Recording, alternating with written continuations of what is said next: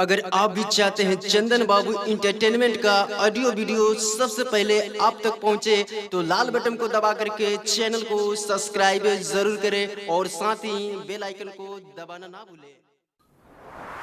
आ गया आ गया आ गया, आपके गांव शहर टोला मोहल्ला में आ गया।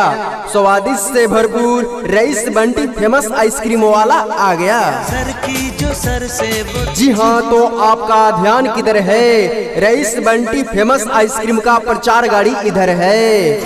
आएगी हर पल खाने में लजीज और हर दिल का अजीज।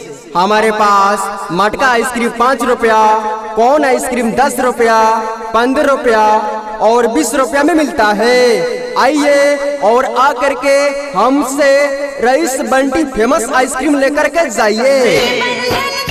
जी हाँ, तो आपका ध्यान किधर है? रईस बंटी फेमस आइसक्रीम का प्रचार गाड़ी इधर है। आएगी हर पल जिंदगी मिलन है मुस्कुरा लीजिए, जिंदगी मिलन है मुस्कुरा लीजिए। रईस बंटी फेमस आइसक्रीम आकर के खा लीजिए। तारों का चमक दिल तो नादान है कोई जानता नहीं, दिल तो नादान है कोई जानता नहीं। रईस बंटी फेमस आइसक्रीम खाए बगैर कोई मानता नहीं। जो मेरी रूह को जी हाँ, तो आपका ध्यान किधर है? रईस बंटी फेमस आइसक्रीम का प्रचार गाड़ी इधर है। किसी भी शुभ अवसर पर जैसे कि पार्टी, विवाह, जन्मदिन पर एक बार सेवा का मौका अवश्य दे।